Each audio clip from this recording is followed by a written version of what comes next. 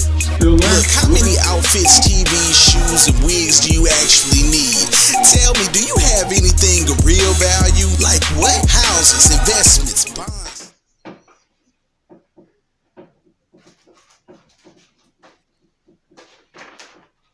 Ruby? Hold on, hold Ruby, are you on. still there? Hello. Cause This it is grew. Rubbie Groves-Clay Okay. with Clay Realty Group and author of Get a Hold of Your Darn Finances. And I am on here with my trusty sidekick, Mr. AB.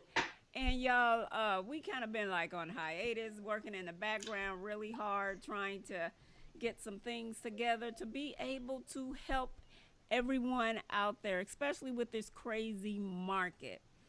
If you are out there and you want to comment uh, on our topic today, which is the housing market is changing, y'all. It's changing in more than one way. Um, if there are any realtors out there, or there are some buyers out there that are trying to buy a house, when I remember when you could spend $100,000 and get a nice 3 bedroom, 2 baths, or 1.5 bath. But those days are gone, y'all. The houses that are going for $100,000, those are now as is homes, and it's really causing a lot of problems. What do you think, AB? Yeah, I think it definitely is not the best time to try to buy. Can't hardly Uh, hear you. it's okay if you're trying to sell, though. What? As What? you can get a good price, right? Yeah, it's right. It's definitely still a seller's market out here. Um, Yeah. it's probably taking just maybe a couple of, depending on if the house is nice, nothing to do in it, real nice, sharp, then those are still going pretty fast. But the average day on the market maybe 3 or 4 days. But if it's a nice house, that joker is still getting these houses are still getting multiple Right. offers, y'all. So you're not in a position right now to So is be it in a better rush. for Huh? is it better for people to rent right now? Even the rental properties are going out of the wazoo. Oh, You know what? no. I mean, No. one of my clients, they have a piece of property over in Glasgow Village, and Glasgow Village, Hmm. it's a challenging area, but some nice frames houses over there. But you know what? Section 8, he's getting $1,500 a month. Section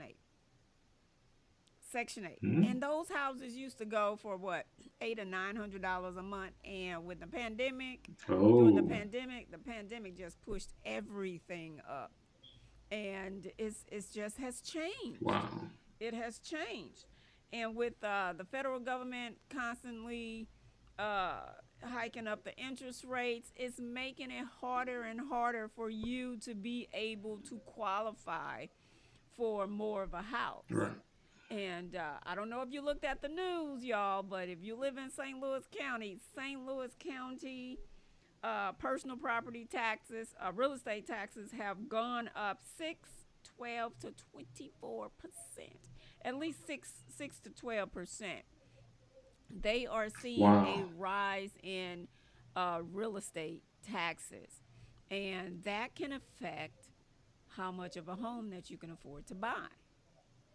That can affect you, because if you're on the Yeah. cusp, and if you're on the cusp, you're not going to be able to buy as much of a house as you would have been able to. What do you think, AB? Well, that is so true. I mean, I hope that most of the people that are out there buying don't need a big house or don't have big families or whatever, because that probably just makes the situation Exactly. even worse. My one client that Yeah. has that's approved for $100,000, they have a family of 6, and that is Whew. not a lot of house. I mean, it's hard enough to find you a house, a 2 bedroom with an occupancy of 4, Right. but you need an occupancy of 6, and that's gonna make things even harder, y'all. Even harder. So Yeah. what I'm also noticing, and I've been kind of preaching on this for at least for the last 5 to 6 years or more, but I'm going to re-emphasize it. When that NGA goes up downtown, well, off Yeah. of Jefferson, the north side is going to go through a transition, y'all. And I'm sorry, Right. it's going to push some. If you're on a cusp, or you're on that line, or you're below that income bracket for medium housing, you're going to be moving, because the landlords Right. they're going to start increasing those rents, and you have to ask That's called yourself. gentrification. It's called gentrification. It's called Yeah. gentrification. And then if the rents are high, Right. going higher, and then during the pandemic, also y'all do know that a lot of these corporations start buying up these properties, and they start buying, Hmm. and investors, corporations, one and the same, but they start buying up these properties, and they went in and they rehab these properties to a T. I mean, they're gorgeous. They put in new flooring, new kitchen. I mean, they did a total what HGTV kind of thing. I mean, they didn't tear out all the walls like Right. that, but they put in new plumbing, new systems, and all of that. And you know what? It pushed those prices up. Right. So you at one point, okay, y'all, let me show you this house. Like this house right here. Um, this house probably would have gone for $150,000. You know what? That house right now is probably gonna go for about $200,000 now. 200,000 Wow. or more. Okay, this house it very well in the twos. So all of these little bitty houses, or these little frame houses that we used to uh, look at a long time ago, and in the 80s and the 90s. Hey, they're leaving, y'all. They are leaving. They are leaving. Right. And so Anthony, what you think? Well, you said a $150,000 house is now 200,000. Oh, some of So them. that's like a 33% price increase, right? 33% Agreed. price increase. Hey, and That's steep. they're gonna they're gonna get it. They're gonna get it, especially if the houses around it, when the pandemic, they pushed those houses, or their house value went up. People were paying over and beyond. They pushed that value up. So now Hmm. it's a double whammy. You know, they're stabilizing St. Louis homes, because St. Louis had one of the lowest housing stocks. I had so many out of town customers that would buy homes in St. Louis, because Right. our housing was so cheap. But you know what? Now it's still it's still cheap compared to California houses. Homes in California is still cheaper than those. But you know what? Oh yeah. Those 40, $50,000 deals that a lot of investors just used to just gobble up. Those are far and in between, y'all. Those are far and in between. And I'm here to tell you all, I can't emphasize this enough in regards to your credit. You gotta get this credit together. It's no joke. Hold on, I'm trying to get Anthony back. Oh Right. no, can't get Uh him oh. back. Okay. Well, I didn't set up the other screen, Yeah. y'all. Yeah. That's what I should have did. But Oh yeah. so because he has a green screen, and so y'all, we just revealed our They little all knew that was a secrets. fake background anyway, didn't y'all? Exactly, exactly. We just revealed our little secrets on our little green screens and all that, and Right. we do this, and we do all of this thanks to Ecamm Live. This is the Right. program and the platform that we are Right. using, and we're able to stream to different platforms and do an interview mode. So there's a lot of different look perks and everything with doing the podcast and doing the show. So we're gonna be Correct. on here more often. We kind of went on a hiatus because we were in the background, kind of getting some things together. But I'm going to be having a. We're going to be doing a seminar at Julia Davis Library, and that's coming up. So On I'll Natural be Bridge. announcing more information on that, and it'll also be on the website at www.getaholdofyourdoingfinances.com on that.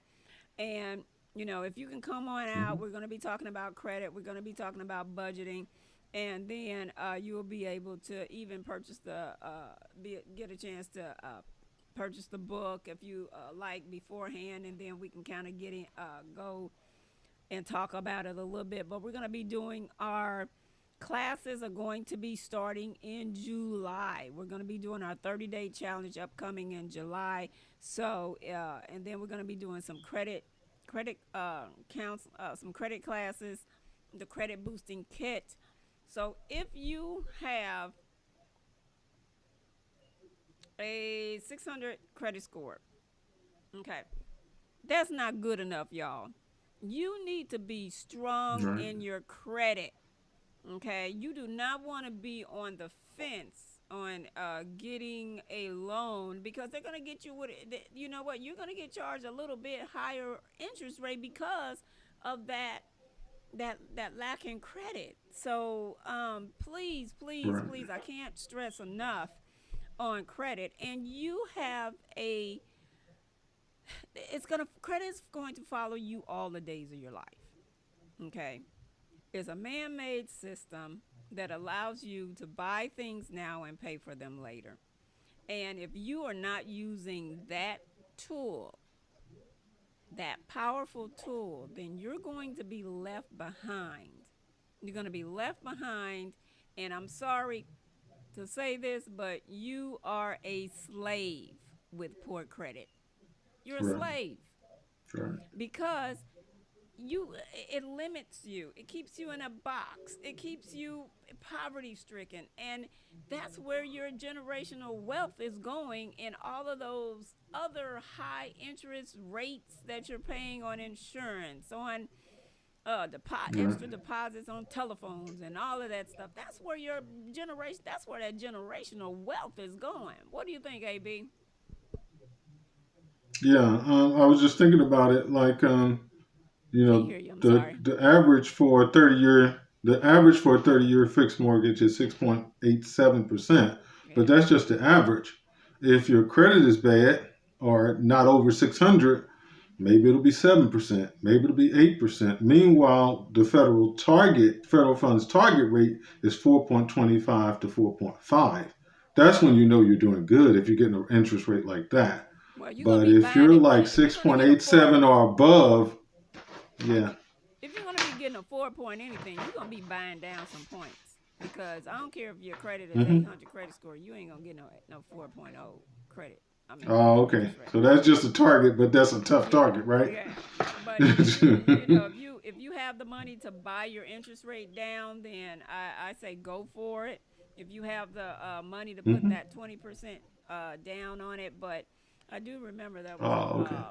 Fannie Mae had altered some of their rules in regards to putting money down and how it was going to affect home buyers and those with good credit Right. and putting money down and also in refinancing. So we're gonna try to bring somebody on to talk about that because that's out of my arena.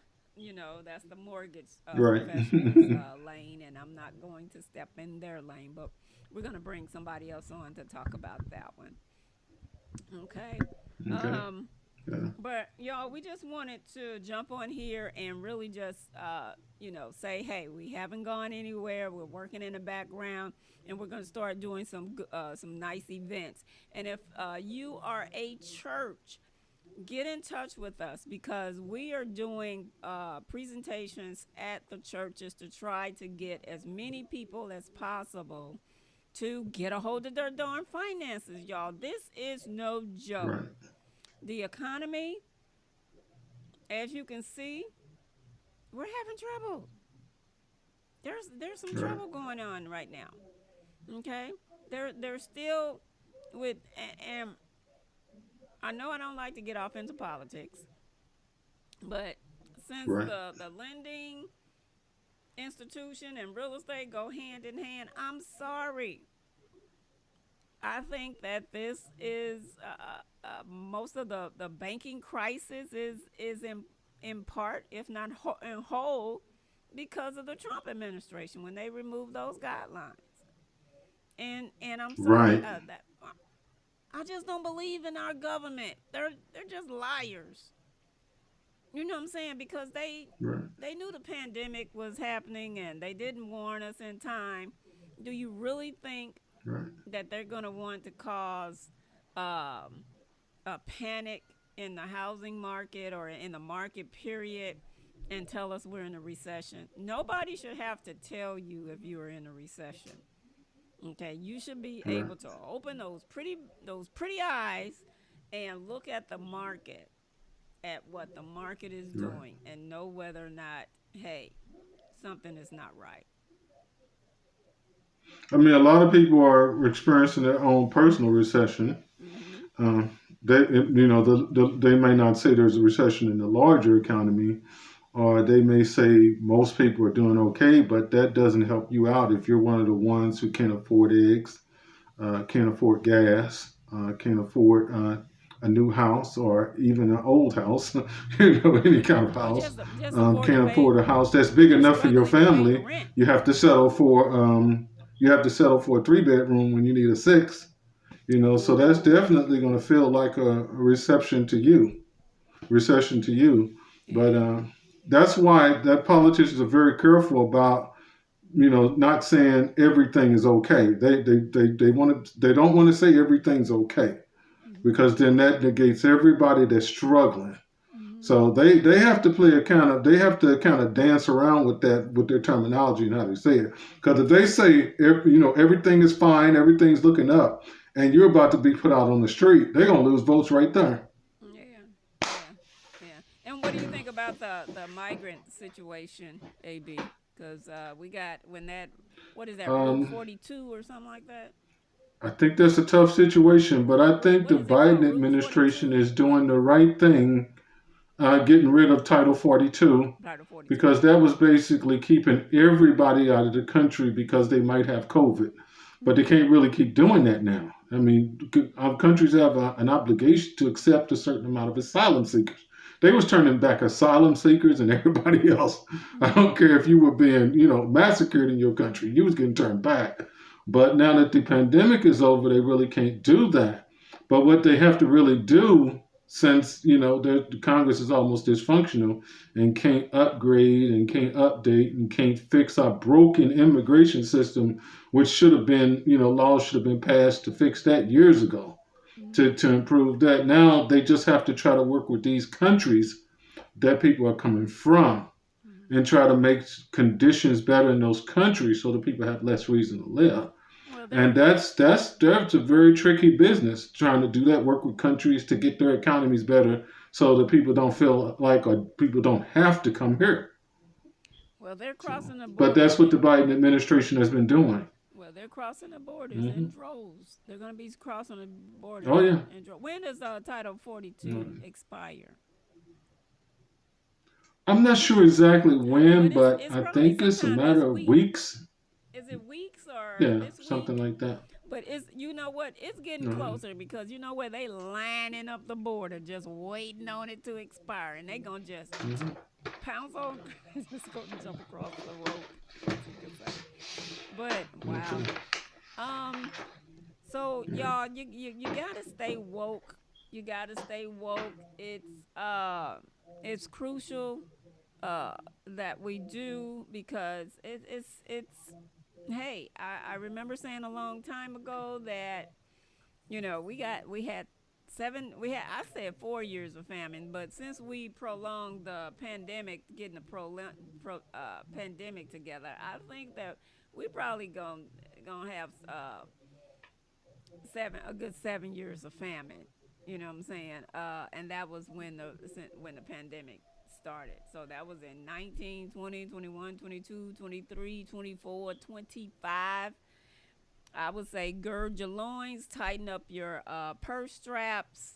Hey, if you don't know how to budget, we're going to be doing some budgeting classes. Come on and get a hold of your darn finances, because your money, we got to stretch that money. We got to make it work. And also, AB, the food pantries are picking up more. They're feeling a pinch already, since they've eliminated the extra funds for the pandemic, for its food Right. stamps and all of that has expired. So they're feeling a pinch now, with the food stamp. Yeah. Speaking of food prices, according to USDA Economic Research Service, um, food prices are expected to grow more slowly in 2023 than in 2022, but still at above historical average rates. In 2023, all food prices are expected to increase to 7.5%, 7.5%. with the prediction interval of 5.5 to up to 9.6% food increase. Food at home prices are predicted to increase 7.8%, with a prediction interval of 5.3 to 10.5%. So at home, it could be up to 10.5% increase. Food away from home prices are predicted to increase 8.3%, with the prediction interval of 7.3 to 9.3. All this, 9.3%. All that is to say that food, even if it's not rising as much as it was before, is still rising, and it's still rising significantly.